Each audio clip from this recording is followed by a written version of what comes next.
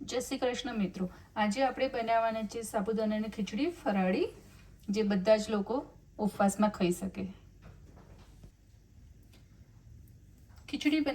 સાબુદાણાની ખીચડી બનાવવા માટે આપણે લઈશું તેલ,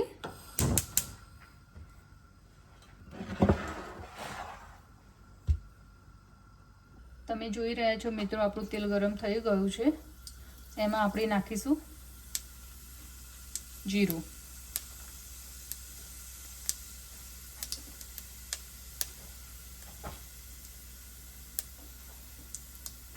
જીરું થઈ જાય પછી આપણે એની અંદર નાખીશું વરિયાળી, કે જેથી આપણી ખીચડીનો ટેસ્ટ સારો આવે. હવે આપણે એની અંદર નાખવાના છે લીલા મરચાં,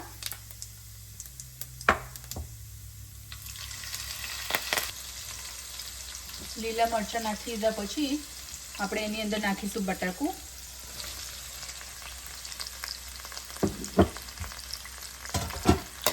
એને મિક્સ કરી દઈશું.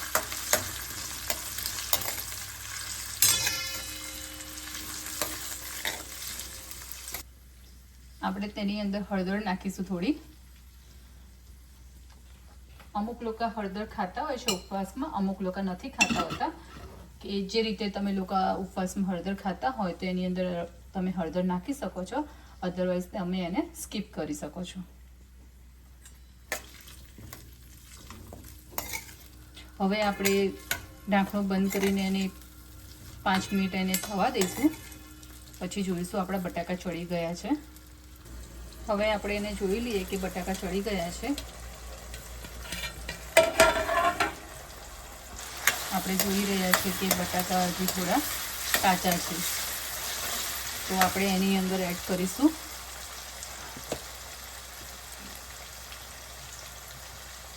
મગફળીના દાણા, એટલે કે સિંગ દાણા.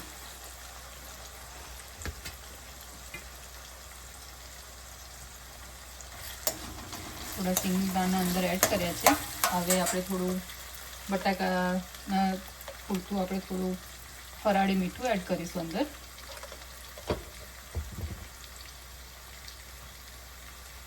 અને થોડી હું બ્રાઉન શુગર લઉં છું. તમે જો બ્રાઉન શુગર ના હોય તો તમે વ્હાઈટ શુગર પણ યુઝ કરી શકો છો.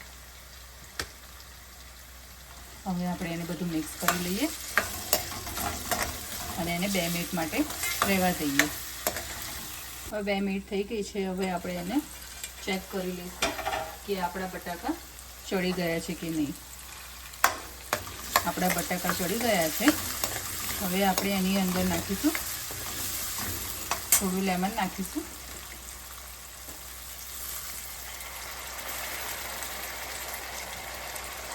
હવે આપણે તેની અંદર સાબુદાણા નાખી દઈશું, કે જે આપણે પલાળીને પહેલેથી જ રાખેલા છે.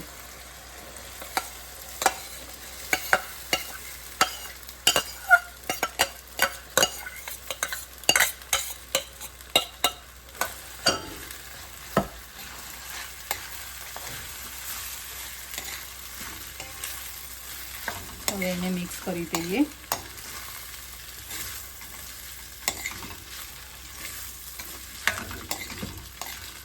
પાછું આપણે એની અંદર થોડું સોલ્ટ એડ કરીશું,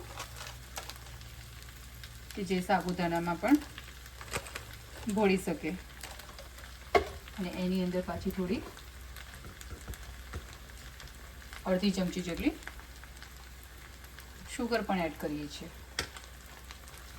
અને થોડું લેમન પણ એડ કરી લઈશું પાછું.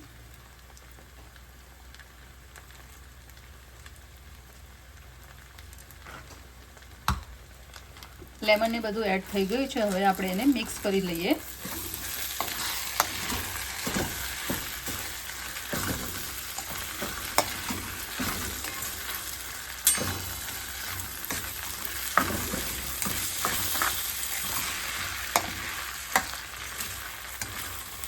હવે એને ઢાંકીને 2 મિનિટ રહેવા દઈશું, કે જેથી બધા જ મસાલા સાબુદાણામાં પણ મિક્સ થઈ શકે.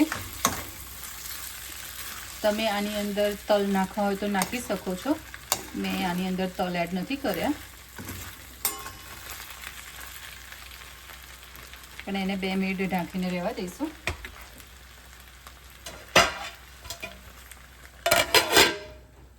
હવે આપણે જોઈ લઈએ કે આપણા સાબુદાના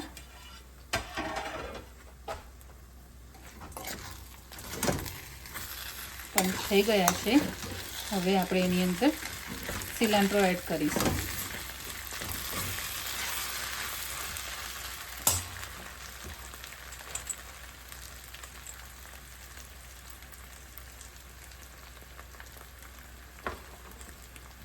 અને આપણી સાબુદાનાની ખીચડી બનીને રેડી થઈ ગઈ છે.